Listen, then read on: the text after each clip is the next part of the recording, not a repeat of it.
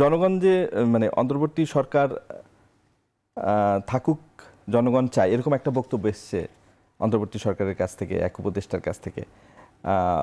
আর BNP নির্বাচন চায় ডিসেম্বরে, জামাত ফেব্রুয়ারি থেকে এপ্রিল, আর এনসিপি চায় আগে বিচার।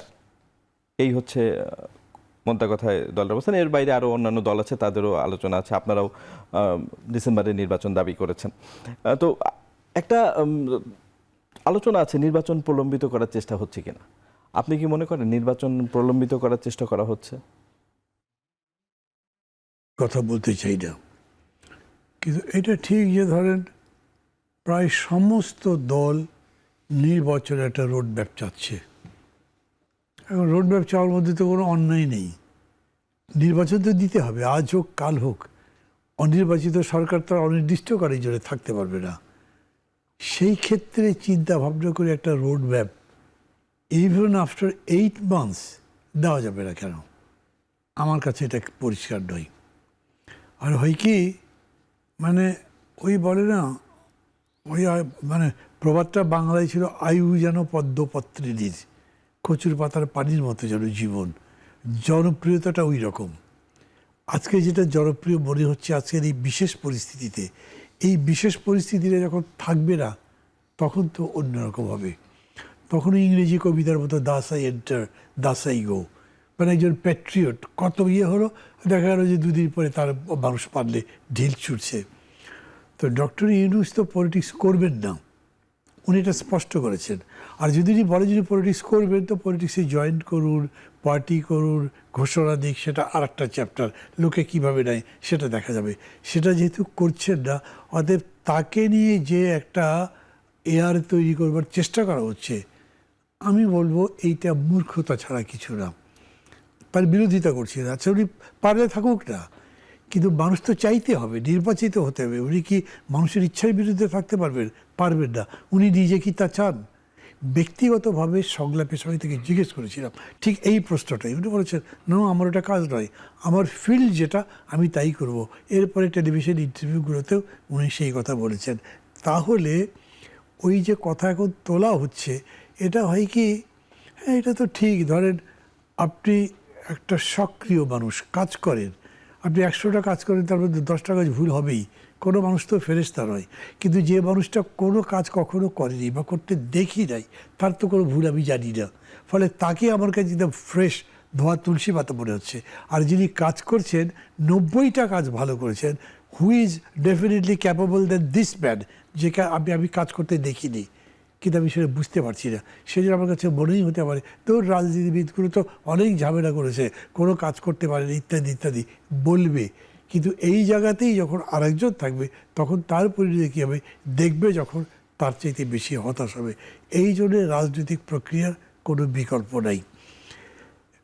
মানে প্রশ্নগুলো তৈরি হয় কেন, ধরেন এই যে 8 মাস চলে গেল, এই 8 মাসে আমি যদি সংস্কারের মূল্যায়ন করি, আমি তো মনে করি কোনো সংস্কার হয়নি, কোনো না। মানে সংস্কার বলতে ধরেন আপনি যদি 166 শুরু হয়নি, একটা প্রক্রিয়া হয় নাই, 166 যেভাবে চলছে তাতে আপনি আশাবাদী না? আমার মধ্যে প্রশ্ন আছে, আশাবাদী হব কখন? আমি তো বোকার মতো আশাবাদী হব না। আমি দেখতে পাচ্ছি মেজর বিষয়গুলোতে major political party BNP differ করছে। আচ্ছা, এইটা সরকার মহল বা কেউ আলোচনা করে তাদেরকে একটা জায়গায় আনবার চেষ্টা করছে, তা না। তো এই ডিফারেন্সটা আপনি করতে পারবেন না।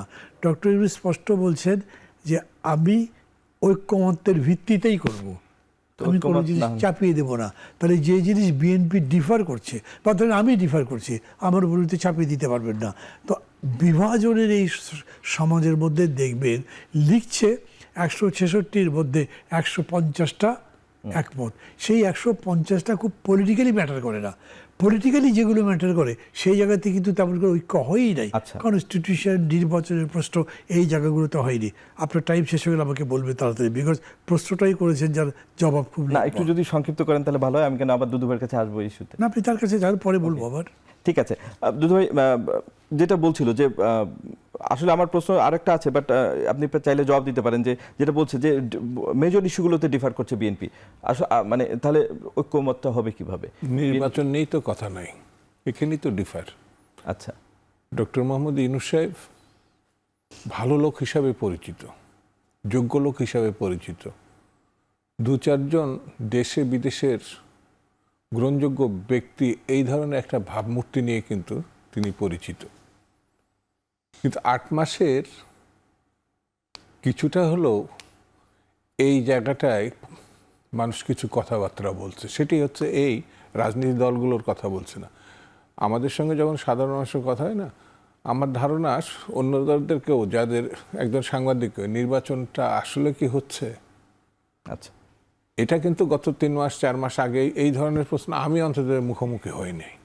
আচ্ছা, তখন প্রশ্নটা এমনই আশাবাদ ছিল, আপনাদের প্রস্তুতি কেমন, মানে নির্বাচন হচ্ছে না, এ নিয়ে কোনো আলোচনাই নাই। এখন কিন্তু সেই প্রশ্নটা সামনে চলে এসছে। অল্প হলেও আসছে। সেই জায়গাটা আমার কাছে মনে হয়েছে, যেটা মান্না ভাই বললেন, দীর্ঘদিন উনি ছাত্র রাজনীতি, জাতীয় রাজনীতির প্রেক্ষাপটে তার তো নিজস্ব একটা অভিজ্ঞতা হয়েছে। সেই জায়গার থেকে যখন তিনি বলছেন যে কিছুই হয়নি সংস্কারের, নিশ্চয়ই এটা গুরুত্বপূর্ণ। কারণ তিনিও এই সরকারকে, আমরাও এই সরকারকে, ডক্টর মোহাম্মদ ইউনূসকে সমর্থন করি। কিন্তু দেখা গেছে তিনি ডিসেম্বর পরক্ষণেই একই সময় তিনি বললেন, তার অফিস থেকে জানালো না এটা জুনে যাবে। তো এই জায়গাটায় মানেটা কি, তার কনক্রিট কোনো ডিসিশন নাই, সিদ্ধান্ত নাই, তিনি কি করবেন। তো সামান্যতম একটা ঘটনা আমি বলি, মেয়ে দেখতে গেছে, বিয়ে দেবে ছেলের, পছন্দ হয়েছে, অনেক ক্ষেত্রে দেখা যায় ওখানেই বিয়ে হয়ে যায়, আর না হলে দিন করে আসে, কোন মাসে কোন দিন এই বিয়েটা হবে। তা আমাদের যিনি এখন সরকার প্রধান আছেন, আমি ব্যক্তিগতভাবে তাকে পছন্দ করি, কিন্তু যখন আমি রাজনীতিবিদ হিসাবে তার কাছে প্রত্যাশা করব, সেটা যখন পরিষ্কার না হবে, স্বচ্ছতা না হবে, তখন তো আমার একটু হলে একটু বিরক্ত লাগবে না? তো সেই কারণে আমার কাছে মনে হয়েছে, এই যেমন কিছুদিন আমরা দেখলাম যে বাজারে কিছু কিছু জিনিস কম হলো, রোজার মধ্যে বিশেষ করে, কিন্তু পরক্ষণে এখন কিন্তু ওই রকম স্বস্তিদায়ক নাই। আচ্ছা, অর্থাৎ স্থিতিশীল বলে রাজনীতির বিষয়টা কি, ধারাবাহিকভাবে যে জিনিসগুলো ঘটে আসে, সেটাই আপনি সম্মতি আছে কি নাই এটা বড় কথা না, সেটি হচ্ছে আপনি কার্যকর করবেন কিভাবে। তো এখন বিএনপির সঙ্গে যে জিনিসটা হচ্ছে, বিএনপি কিন্তু স্পষ্টভাবে বলছে যে আমরা এখন আশাবাদী হতে পারছি না, আচ্ছা, বা কিছু কিছু ক্ষেত্রে স্পষ্ট করে বলছে এই জিনিসগুলো ঠিক না, আমরা ডিফার করি। কিন্তু সরকার পরিষ্কার করে বলছে না কবে, কখন, কোন মাসে, কোন বছরে ইলেকশনটা হবে। ইলেকশনটা হবে। আচ্ছা, এই পাশাপাশি আরেকটা প্রশ্ন আছে, যেহেতু খালেদ বেগম যে আসছেন, সেহেতু সবারই জানার আগ্রহ, তারেক রহমান কবে দেশে ফিরবেন? তার দেশে ফিরতে কোনো আইনি বাধ্যবাধক, মানে আইনি সমস্যা আছে? আমার কাছে যেটা মনে হয়, উনি আমাদের একাধিক মিটিংয়ে রিসেন্টলি যে এটা নিয়ে চিন্তা করার কিছু নাই, সহসায় আমি আপনাদের মধ্যে থাকব। আমার আবার এটা খুব স্পষ্ট হচ্ছে যে আগামী একদিন পরেই আমরা আমাদের নেত্রী, দেশনেত্রী, শুধু যে তাকে পাচ্ছি তা না, কিন্তু তার সঙ্গে তার 2 পুত্রবধূও আসছেন। সেখানেও আমার একটু জিজ্ঞাসা, যে জোবায়দুর রহমানকে কি ভূমিকায় দেখা যাবে? একটা রাজনৈতিক পরিবারে যখন যার প্রয়োজন পড়ে, যেমন তারেক রহমান সাহেব কিন্তু প্রয়োজনের কারণেই আসছেন।